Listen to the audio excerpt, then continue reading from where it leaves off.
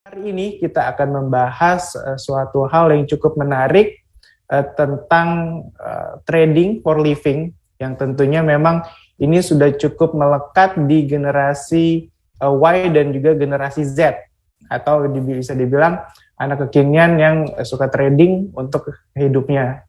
Karena kalau kita lihat ya, seiring berjalannya waktu, full-time trader itu menjadi salah satu bisa dibilang profesi yang cukup menarik yang bisa dibilang itu bisa memberikan kita kehidupan yang cukup layak. Tapi tidak menutup kemungkinan juga sebenarnya itu justru menjadi batu sandungan kita karena memang dari trading tersebut kita mengalami kerugian. Nah, apa sih kiat-kiatnya yang akan kita lihat di sini? Kali ini saya tidak hanya sendiri di sini, tentu saya nanti ada narasumber yaitu namanya Bro Federico Armadeus Gunawan atau biasa kita panggilnya itu Bro Rico. Kita sapa dulu kali ya. Halo Bro Rico, apa kabar? Halo, baik. Apa kabar juga Bro Rudi? Nah, gimana nih market tadinya hijau nih sepanjang sesi 1, sesi 2 tiba-tiba ditutup jadi merah nih. Tentu kan ini biasanya kalau yang trading jadi was-was enggak sih, Bro? Iya, benar. Shock juga sih ya kan. Kita kira-kira nanti kita bakal bahas ya gimana caranya untuk menghadapi hal-hal yang seperti ini.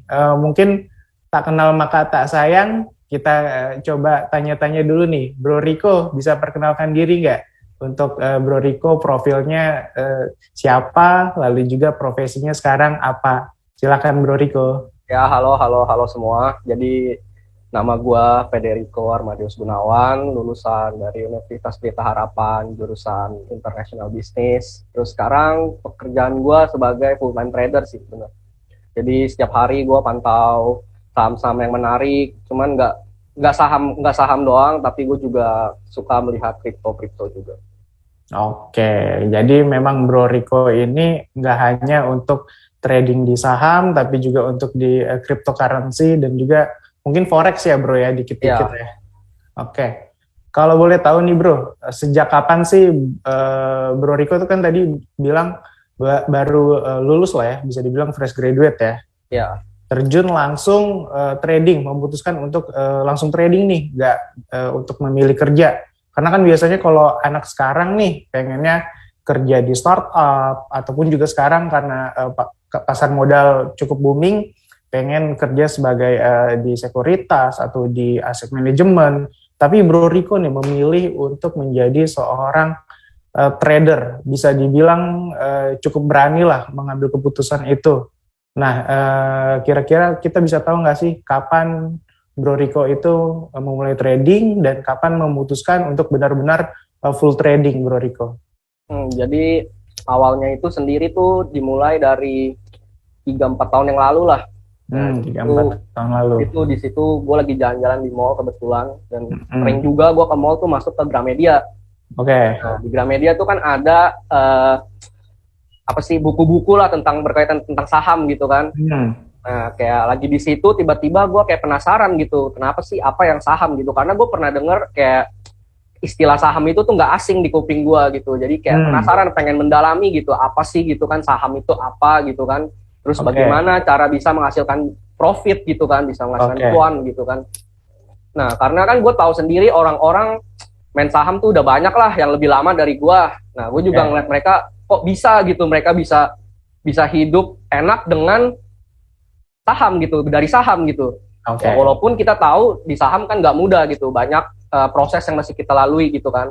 Karena market itu kan volatile dan kita nggak pernah tahu apa ekspektasi kita tuh harus kita bisa manage lah. Jadi kayak terkadang kita pengen cuan segini, kita harus mungkin lebih turunin sedikit karena terkadang apa yang kita targetin tuh belum tentu tercapai. Nah, kebetulan juga gue tuh emang dari situ habis udah beli buku pertama. Gue masih inget banget itu buku karangan dari Miss Ellen May, ya itu panutan gue gitu. Dari situ gue ngeliat kayak kok menarik gitu, kayak baca grafik dan segala macamnya, kayak kenapa nggak dicoba gitu? Karena kan masih muda juga, maksudnya ya nggak masalah lah kalau misalkan gagal pun ya kita masih bisa ya mungkin untuk cari kerja gitu kan karena masih muda. Oke. Nah, di situ kayak mulai mendalami kayak awal-awal kita dari baca buku, kemudian praktek tuh main akun demo gitu. Oke. Demo ngetes, kok menarik gitu maksudnya kayak ya walaupun teori yang pas kita baca teori di buku sesuai yang kita terapkan di market tuh sebenarnya tuh susah diterapkan gitu karena kan di buku kayak contohnya aja kayak misalkan disuruh beli di harga bawah, jual di harga atas. Nah, kita tahu harga bawah, harga atasnya itu di mana, kan kita nggak tahu. Nah, di situ kita penting untuk belajar gitu. Makanya dari situ saya belajar, nggak dari buku doang, kemudian saya baca, saya nonton dari YouTube yang YouTube tentang saham gitu kan. Kemudian mulai saya berani untuk deposit di situ. Penasaran, karena kan udah pede nih di akun demo, wah kayaknya udah bisa nih, kita cobalah main di akun yang real, gitu sih awal-awal. Oke, berarti kan dari main-main nih ke Gramedia, kebetulan ya benar. Saya juga suka lah waktu kuliah tuh ke Gramedia buat ya sekedar baca buku. Ya benar. Kebetulan aja nih yang dibaca buku saham, ya nggak sih? Ya benar. Ya oke, akhirnya dari hal itu muncul penasaran, coba nih akun demo dulu ya. Jangan langsung pakai modal sendiri, udah cukup pede, akhirnya baru pakai modal sendiri, kurang lebih kayak gitu ya? Iya betul. Oke, kalau udah pakai modal sendiri nih, boleh tahu nggak sih bro, modal pertamanya tuh kira-kira berapa nih waktu pas masuk atau investasi di real capital market bro? Pas pertama kali masuk itu 1 juta rupiah. 1 juta rupiah, ya. Oke. Akhirnya 1 juta rupiah itu tentu kan langsung kita udah pilih kan kira-kira saham apa tuh yang kita mau masuk waktu itu. Boleh tahu nggak sih saham pertama yang benar-benar dibeli yang juga emang udah jadi inceran nih dari uang 1 juta itu oleh Bro Riko, apa sih waktu itu dan cuan nggak? Yang pertama saya beli itu nggak cuan. Nggak cuan? Terang aja. Oke. Nggak cuan karena ya saham kalau orang tahu itu namanya tikernya TARA, TARA. TARA, oke. Nah, itunya PT-nya dulu namanya Sitara Propertindo kalau nggak salah namanya. Oke. Nah di situ saya ngelihat pas itu zaman properti itu lagi booming, saya masih inget. Kayak harganya lumayan lah itu kan. Terus saya ngelihat ini perusahaan jarang nih dilirik orang, tapi dia sektor properti. Mungkin aja kalau saya invest di sini, saya bisa cuan kemudian hari gitu kan. Karena saya berpikiran seperti itu, taunya pokoknya beli kita invest gitu kan. Saya belum mengenal metode lain pada saat itu, cuman tahu beli untuk jangka panjang lah. Nah pada saat saya beli, turun tuh makin turun ya sampai sekarang akhirnya ya nyangkut gitu. Kan sekarang harganya di 50 kalau nggak salah. Iya. Oke, berarti ini nyangkut nih, masih ada dong sahamnya? Masih ada. Nggak bisa keluar. Oke. Akhirnya tapi itu nggak bikin Bro Riko jadi kecewa, justru meninggalkan capital market, gitu nggak sih? Karena saya mikir gini loh, kenapa saya nggak langsung out dari capital market? Mungkin kebanyakan orang udah ngerasa, oh loss, udah kita keluar di capital market. Kalau menurut saya, kalau dari pendapat saya, dari sudut pandang saya, kalau misalnya saya keluar pada saat itu, saya ibaratnya tuh kalah kalau dari main game. Saya game over, saya quit, udah saya nggak mau main game ini lagi, saya pindah ke game yang lain. Tapi saya nggak mau, saya tipe orang yang suka mencari tantangan gitu. Maksudnya saya udah rugi, berarti ada yang salah nih dengan sistem trading atau investing saya gitu. Oke. Saya dari situ coba ulik-ulik, maksudnya korek-korek lah ibaratnya. Kayak cari tahu apa sih yang salah gitu kan, kenapa yang orang-orang bisa cuan tapi gua enggak gitu. Oke. Karena gue punya pandangan, orang lain bisa ya, at least gue juga bisa harusnya. Kenapa dia bisa, gue enggak gitu loh. Ya, oke, berarti jadi, kan ya gitu. Ya, jadi kan tadinya nih udah cukup pede nih pas pakai akun demo, akhirnya memberanikan diri kan. Ya. 1 juta nih waktu itu ya. Ya ternyata nggak sesuai dengan rugi harapan. Lagi. Ya benar. Tapi akhirnya feels-nya itu kan beda ya. Kalau di akun demo kita hilang duit tuh ya udah, karena itu bukan duit real kan. Tapi kalau ini kan bener-bener kayak beda gitu, duit kita gitu kan bener-bener loss, ya udah. Akhirnya pas udah pakai apa namanya ya, investasi benar-benar pakai uang sendiri kurang lebih gitu ya. Ya, benar. Setelah rugi akhirnya cari tahu nih kesalahan kita rupanya ada di Ya, mana. benar, ada di mana. Nah, itu gimana caranya buat ngebangkitin lagi nih untuk dari Bro Riko sendiri? Apakah belajar mengenai untuk mengatur manajemen keuangan seperti kayak oke nih gue boleh apa namanya ngalamin loss tapi gue batasin loss gue cuma 1% atau 2%, kurang lebih gimana kalau Ya, cara Bro Riko?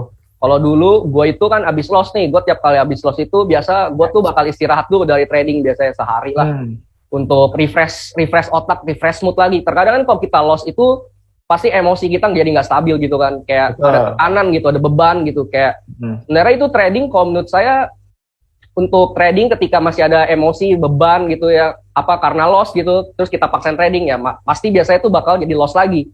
Oke. Nah dari situ saya biasanya kalau misalnya loss, saya bakal stop dulu, refresh otak, refresh lah dengan segala macam cara pokoknya supaya menghindar dulu dari capital market untuk sementara.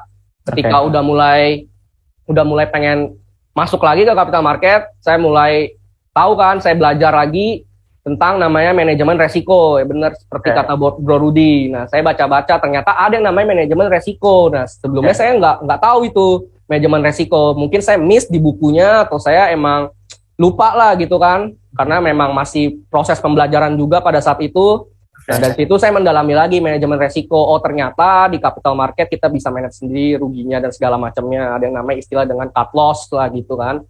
Jadi nggak seakan-akan kita taruh duit situ terus akan berkembang biak sendiri. Ternyata nggak seperti itu konsepnya. Konsep pandangan awal saya ternyata salah. Kemudian dari situ ya saya belajar namanya manajemen resiko. Jadi kalau untuk sekarang saya misalkan porto keseluruhan saya sudah loss dari 10% atau 8-10% saya akan cut loss gitu. Oke, berarti kalau Bro Riko apa namanya caranya itu kalau ngalamin floating loss 8%, 10%, yaudahlah itu baru cut loss ya? Iya, cut loss. Oke.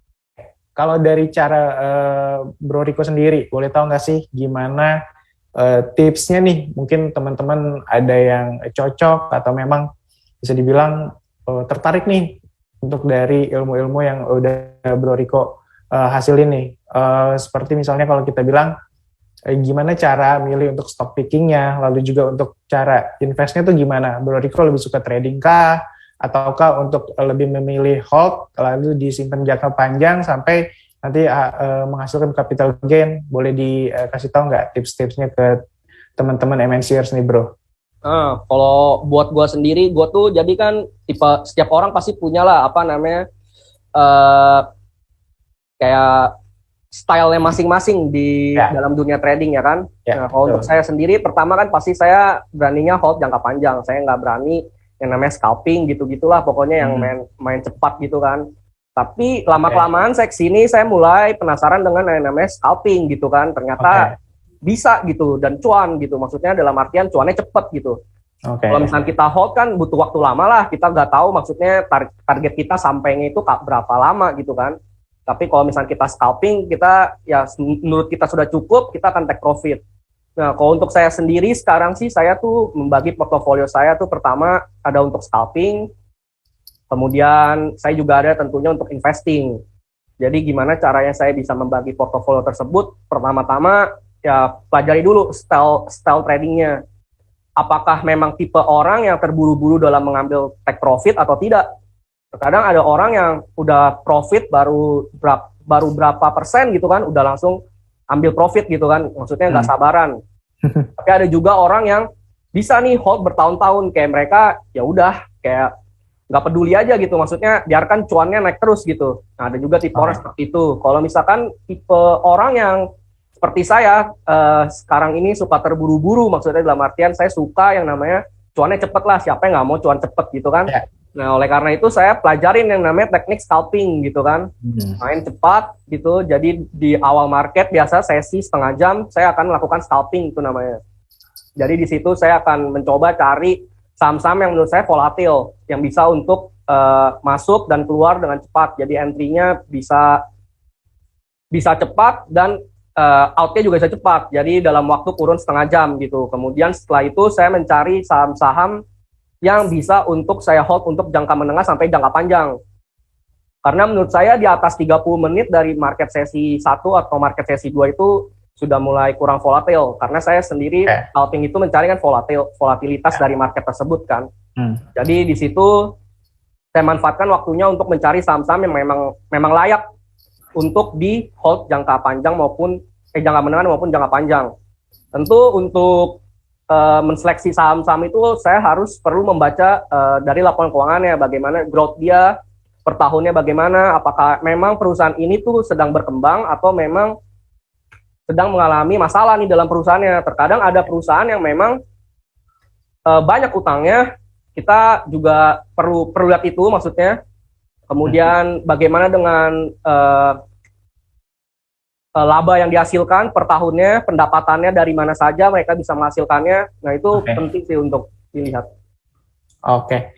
Berarti untuk dari Bro Rico sendiri itu tetap memilih ada scalping dan juga ada invest. Kurang lebih kan kayak gitu ya Bro ya? Ya. Oke, apalagi untuk dari Bro Rico sendiri kan saat ini benar-benar full sebagai investor ataupun juga sebagai trader ya. Dimana memang Bro Rico sendiri dari fresh graduate justru tidak memilih untuk bekerja, benar-benar langsung masuk ke dunia trading dan juga dunia investasi.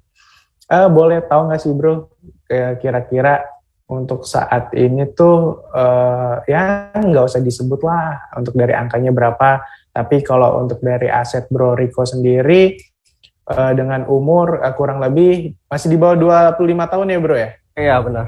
Ya, kira-kira itu asetnya sekarang udah berapa? Tapi ini bukan maksud untuk flexing ya teman-teman, justru ini untuk membangun MNCR sendiri untuk lebih semangat lagi untuk investasinya. Boleh tahu nggak sih Bro, kira-kira aja deh itu apa udah double digit atau udah triple digit nih Bro dari modal awal Bro Rico selama ini? Udah triple digit. Triple digit ya, oke.